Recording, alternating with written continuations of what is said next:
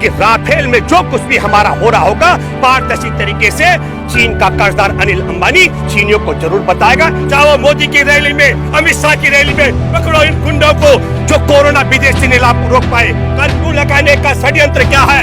इस देश में पुलिस से आम किसान, मजदूर, मछुआरे, आदिवासियों को पिटवाने का। आप देखिए अमित शाह की रैली में कोरोना कहाँ है?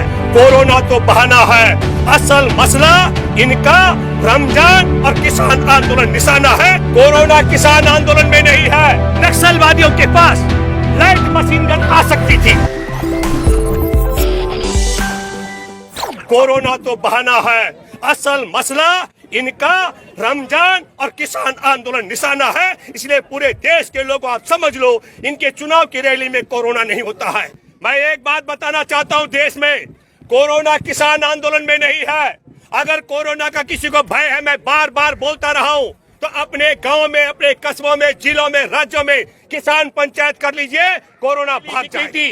गोरखपुर में जहां हजारों की संख्या में लोग थे, बनारस में जब आपने देखा होगा शमशान की भभूति से होली मनाने के लिए लाखों की संख्या में लोग जुटे थे, तब कोरोना नहीं थे। मैं आपको एक बात कहना चाहता हूं, मैं बहुत हैरान हूं। रात को कोरोना ये कह रहे हैं कि रात को कर्फ्यू लगेगा, रात को 10 बजे से लेकर सुबह 5 बजे तक।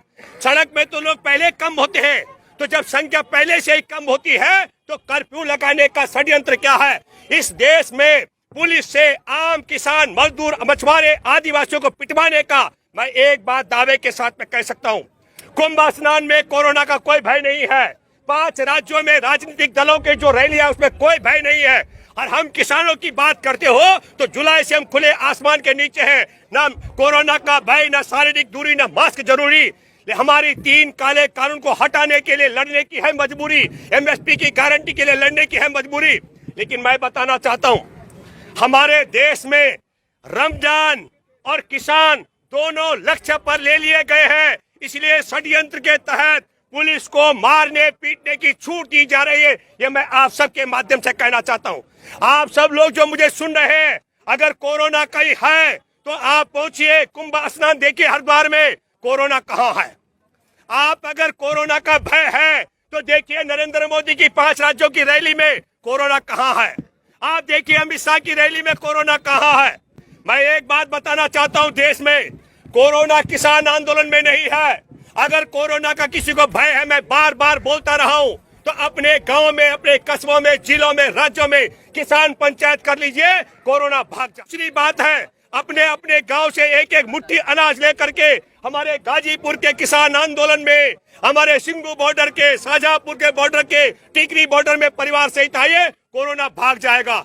और तीसरा, इस देश में चुनाव हो रहे 5 राज्यों में भारतीय जनता पार्टी संघ परिवार जो देश में 3 काले कानून लेकर आई है और जो देश में न्यूनतम समर्थन मूल्य की गारंटी का कानून नहीं बनने दे रही है। ये मैं इसलिए कह रहा हूँ, उत्तर प्रदेश, राजस्थान और मध्य प्रदेश में गेहूं की खरीद में इतने बड़े किसान आंदोलन के बावजूद हमारे किसानों को 196 करोड़ रुपए से ज्यादा का नुकसान हुआ, न्यूनतम समर्थन मूल्य नहीं मिला। और मोदी कहता है न्यूनतम समर्थन मूल्य था, न्यूनतम समर्थन मूल्य है, न्यूनतम समर्थन मूल्य रहेगा। और हम कहते हैं मूर्ख, इसकी गारंटी दे, गारंटी दे, गारंटी दे। गारंटी देता तो ये जो मैंने छोटा उदाहरण दिया, 3 राज्यों में गेहूं की खरीद पर 196 करोड़ का नुकसान हमारे किसानों को नहीं। हमारे किसान आंदोलन में कोरोना नहीं होता है। और बनारस में लाखों लोग होली पर इकट्ठे होते हैं, नरसिंह रैली निकलती है गोरखपुर में, वहाँ कोरोना नहीं होता है। हरिद्वार में कुंभ स्नान होता है, वहाँ कोरोना नहीं होता है। और मध्य प्रदेश में शुरुआत हो चुकी है। मैं सुबह इंदिरापुरम से आ रहा था, देख रहा था जो किसान गुजर रहे बिना मास्क के, पकड़ रही है पुलिस अपराधियों की तरह। तो मैं आप सबके माध्यम से एक बात कहना चाहता हूँ, जो किसान मजदूरों पर हमले कर रहे पुलिसकर्मी अपने बाप की औलाद हो तो जाओ मोदी की रैली में, अमित शाह की रैली में, पकड़ो इन गुंडों को जो कोरोना विदेशी ने रोक पाए। एक बात मैं कहना चाहता हूँ, जो विदेश से कोरोना को रोक नहीं पाए, जहाज से आया, इन मूर्खों से पूछना चाहता हूं, रात को 10 बजे कर्फ्यू लगा करके सुबह 5 बजे तक हमारे देश के किसान मजदूरों को पिटवा करके तुम्हारे बाप की ताकत कोरोना रोकने की नहीं है, पर हाँ, किसान मजदूरों को प्रताड़ित करके उनको लुटवाने का षड्यंत्र किया जा रहा है। इसके लिए भी देशवासियों को इकट्ठा होना पड़ेगा। मैं आप सब लोगों से अपील करता हूं, कोरोना भगाने के 2 तरीके हैं। जब कोरोना चुनाव की रैली से भागता है तो महामहिम राष्ट्रपति मोदी की सरकार को बर्खास्त करे, देश में लोकसभा का चुनाव हो, एक साथ पूरे देश में चुनाव रैली हो, कोरोना भाग जाएगा। और दूसरा उपाय है, पूरे देश के अंदर गांव-गांव में किसान पंचायत करो, कोरोना भाग जाएगा। ये मैं दावे के साथ कहता हूं, 2 उपाय है। धन्यवाद। संसद में चर्चा चल रही थी कि राफेल में घोटाला हुआ तो फ्रांस के राष्ट्रपति की चिट्ठी भारत की संसद में पहुंच जाती है, और जैसे ही फ्रांस में राफेल घोटाले की पोल खोल खुलती है तो बीजापुर छत्तीसगढ़ में लाइट मशीन गन से लैस होकर नक्सलवादी हमारे जवानों की हत्या कर देते हैं। इस क्रोनोलॉजी को भी आपको समझना पड़ेगा। मैं दावे के साथ में कह सकता हूं कि राफेल घोटाले से ध्यान भटकाने के लिए संघ परिवार की मोदी सरकार और अमित शाह के इशारे पर बीजापुर में हमारे सीआरपीएफ के जवानों की हत्या करवाई गई, बिना सरकार की इच्छा के बगैर। ना तो हिंदुस्तान इलेक्ट्रॉनिक्स लिमिटेड का जो पार्टनरशिप थी वो खत्म होकर के चीन के कर्जदार अनिल अंबानी के पास जा सकता था एचएल का ठेका, और ना भारत में मोदी सरकार जैसी ताकतवर सरकार की इच्छा के बगैर नक्सलवादियों के पास लाइट मशीन गन आ सकती थी। और यही नहीं, लाइट मशीन गन के अलावा आप सब लोग देख रहे होंगे 22 से ज्यादा जवानों की शहादत हो चुकी है, 31 जवान घायल है, 2 जवान अभी लापता है। तो मैं एक बात आपके सामने कहने आया हूं, इस पूरी क्रोनोलॉजी में एक और चीज आप देखिए। तब के रक्षा मंत्री, मैंने विदेश सचिव का जिक्र किया, विदेश सचिव ने कहा कि राफेल के सौदे के विषय में प्रधानमंत्री कोई चर्चा नहीं करेंगे, और प्रधानमंत्री ने सौदा बदल दिया। हमारे देश के रक्षा मंत्री थे तब, उनका नाम था मनोहर पारिकर। उन्होंने कहा कि यह डील रक्षा मंत्रालय का मामला है, हिंदुस्तान इलेक्ट्रॉनिक्स लिमिटेड का मामला है, फ्रेंच की राफेल बनाने वाली कंपनी का मामला है, प्रधानमंत्री इसमें हस्तक्षेप क्यों कर रहे?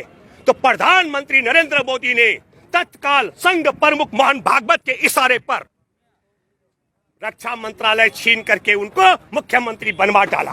क्यों?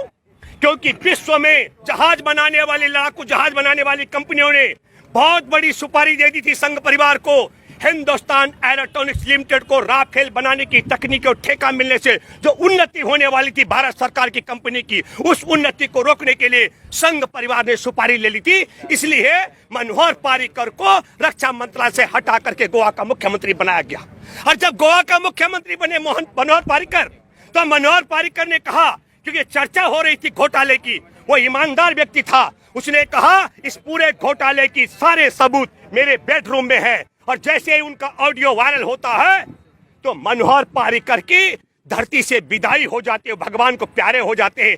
ये सोच का विषय है, कैसा चरित्र है, कैसा संयोग है कि एक चीन का जो दुश्मन देश है उसके कर्जदार अनिल अंबानी को राफेल का ठेके पार्टनर बनाया जाता है।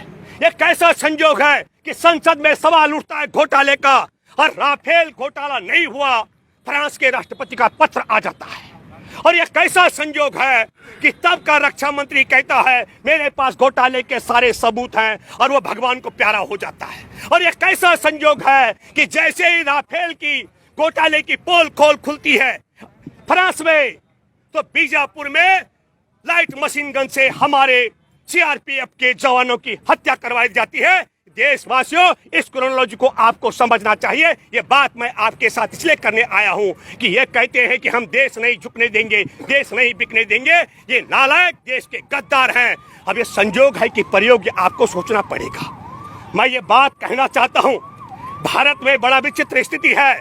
जब भारत सरकार चाहती है लोकसभा का चुनाव जीतने के लिए, तो खुफिया एजेंसी की रिपोर्ट के बावजूद आरडीएक्स भरी गाड़ी आती है, टक्कर मारती है, और हमारे पुलवामा में 40 से ज्यादा जवानों के टुकड़े टुकड़े बिखर जाते हैं। और जब टुकड़े टुकड़े बिखर रहे होते हैं तब प्रधानमंत्री शूटिंग करा रहा होता है। यह संयोग है कि प्रयोग कि बिहार का चुनाव होता है, और बिहार के चुनाव से पहले बिहार के रेजिमेंट के जवान मारे जाते हैं। यह संयोग है कि प्रयोग संसद में फ्रांस में घोटाले की बात उठती है, राफेल घोटाले की, वहां की चिट्ठी आ जाती है। और जैसे ही पोल खोल खुलती है हमारे जवानों की हत्या कर दी जाती है। ये बात मैं आपके सामने करने के लिए आया हूं और आप सब लोग देख रहे होंगे कि अनिल अंबानी का कार्यालय भी बिक रहा है। 88,000 करोड़ का कर्जदार अनिल अंबानी।